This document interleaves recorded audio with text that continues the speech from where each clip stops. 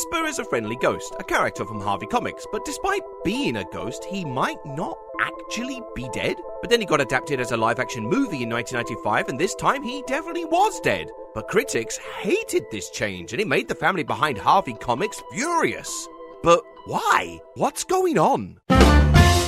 Casper was the hot topic of the summer of 1995, other than, I don't know, who shot Mr. Burns? Well, I couldn't possibly solve this mystery. Can you? Why don't you just watch episode 2? Duh. Casper is a ghost who, unlike other ghosts, just wants to make friends. It was published as books and comics, but hit the mainstream in the 40s and 50s with Famous Studios, aka Paramount, and his origins are never fully explained. Then, a live-action adaptation was made and was loud, gross, and mostly pun-based. This sucks! This is pretty much a peak 90s family comedy. And as a kid of the 90s, this movie was radical to the max. In other words, I liked it a lot. This movie was a smash hit, but with forced celebrity cameos and scattered pop culture references, this was engineered to be more flash in the pan, and so quickly became outdated. Like Mel Gibson? Ew. This was made to be in the moment, before that moment became 26 years ago. Who gave time permission to keep going like that? Rude. Because of these factors, this ought to be forgotten to the realms of obscurity, like a lot of classic Casper.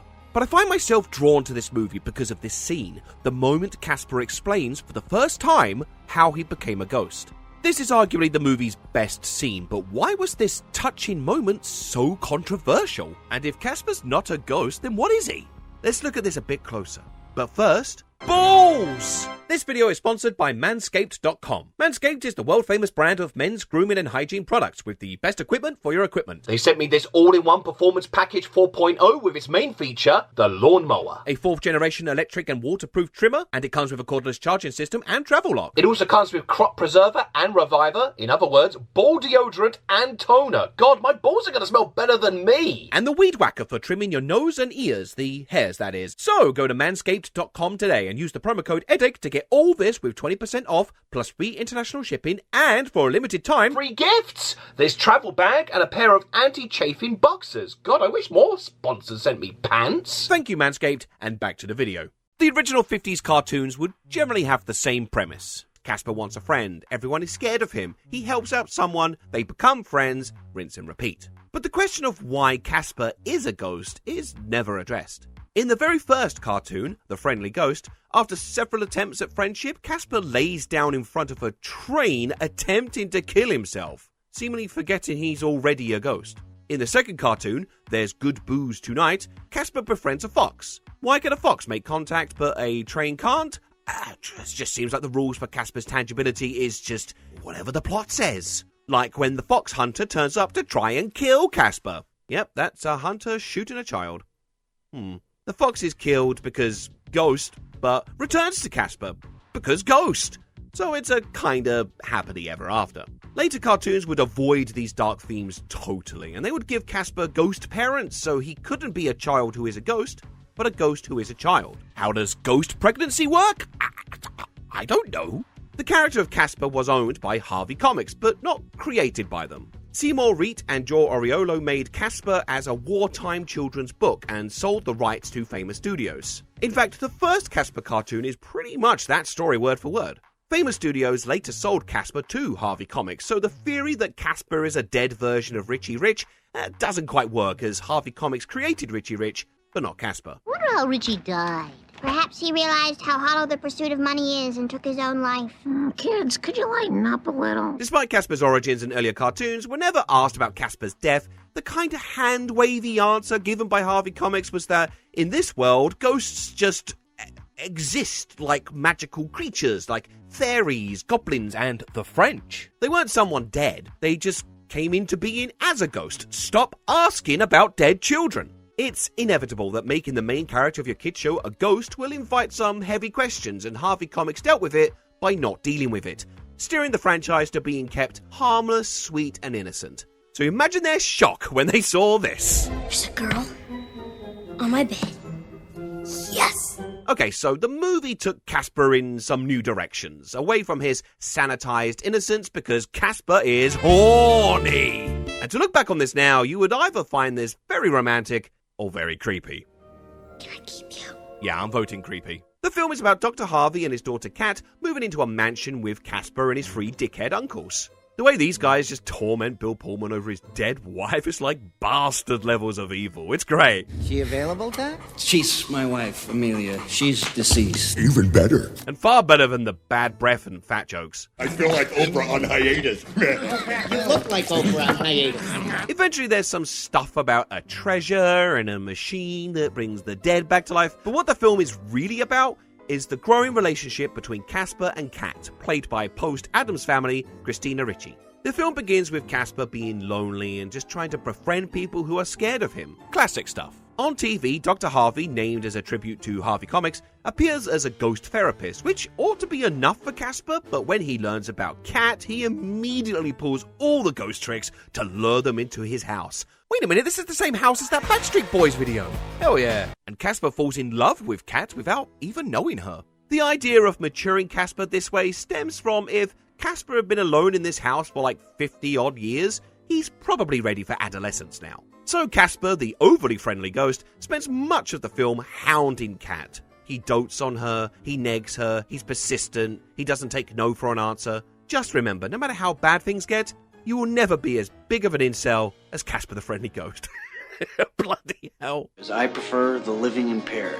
Look, I know this is a kid's film and not intended that way, like, obviously, but it's probably not surprising to learn that the family of Harvey Comics did not like this plotline. Russell Harvey, the son of the founder, Alfred Harvey, was furious they would change their asexual confidant you can trust to something that would kiss you in your sleep. Harvey Comics seemed like a temperamental bunch. They once tried, and massively failed, to sue Ghostbusters by claiming their logo was just like their character, Fatso. Who are you gonna call? Someone else. I love that this case was dismissed because, among other reasons, there's only so many ways to draw a ghost. Brilliant. But in 1989, the Harvey Comics brand and most of his characters, including Casper, had been sold, hence the 90s revival of This and Richie Rich, and the Harvey family had no real sway over what they did, so when Russell Harvey called for this film to be pulled from cinemas, Universal were like, no. But this stuff is just another byproduct of the 90s, like the trope of a hardened, independent woman who can loosen up thanks to the persistence of a man. In fact, this film is just pure 90s trash, and I don't mean trash as in garbage. I mean it's just being uncomplicated family fun. So imagine their shock when they saw this. What's it like to die? Casper finds his childhood sled and it triggers a memory. The moment he died. Got late. Got dark. Got cold. And I got sick. My dad got sad. Once again, the Harvey family did not like that, and neither did the critics. Leonard Moulton said, high-tech Hollywood product takes the vintage cartoon character and literalizes him in this story of a dead boy. Talk about family fun. Absolutely dreadful. And it's not hard to see why. Imagine midway through your fun, wacky movie for kids, it suddenly stops to talk about mortality. It's like, whoa, hold on, I'm 13 years old. Can we get back to the stuff us teens are into, like Rodney Dangerfield? You think you got it tough.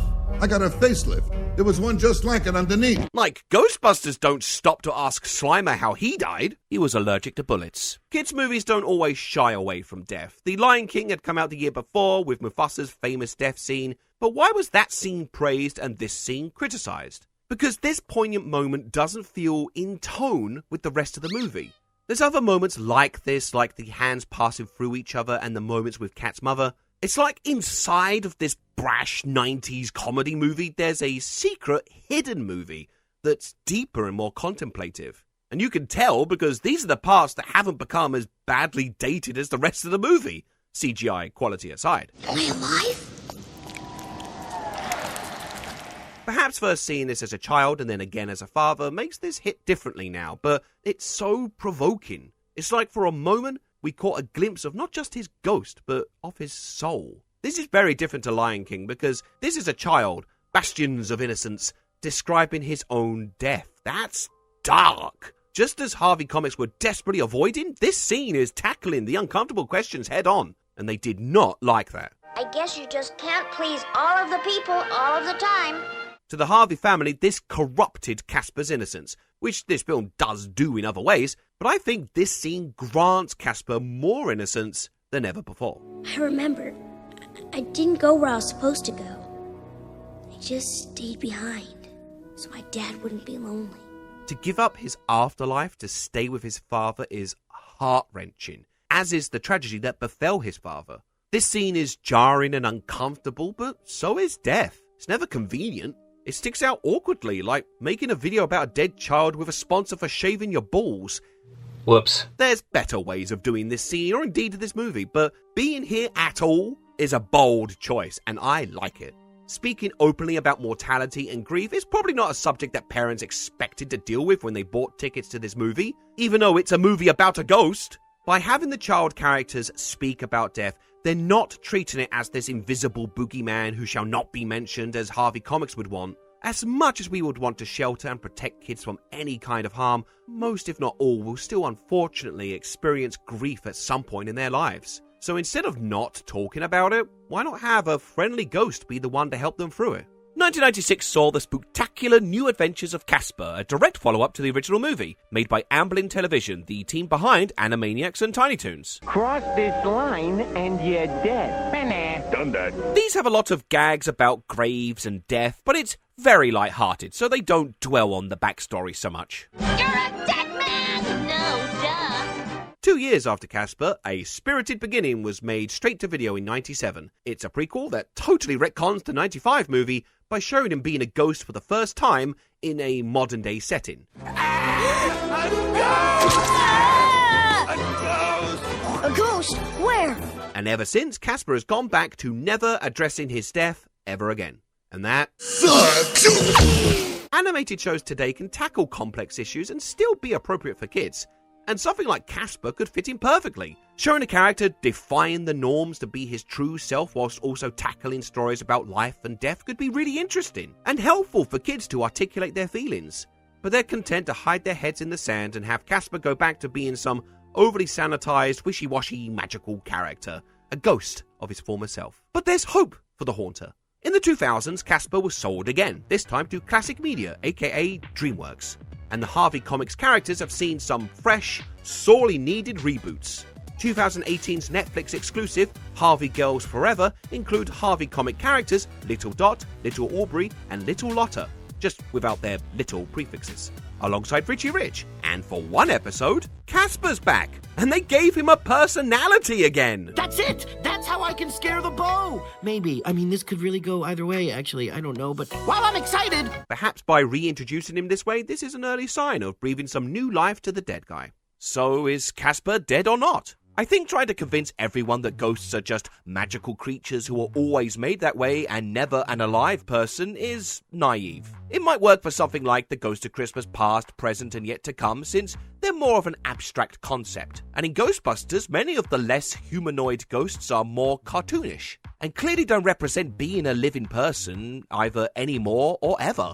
But Casper clearly has more humanity, it's part of his gimmick after all, so to make him anything less than a full-fledged ghost feels cowardly, like they're the real ones who are scared of ghosts. I have mixed opinions on the 1995 movie. I loved it in the 90s for the brash comedy, but I love it in the 2020s for its hidden depths. It's still trashy, but the bittersweet tale of a lonely child is one that resonates a lot with me. And I think giving this movie an emotional root like this helps Casper ascend from being just another ghost story.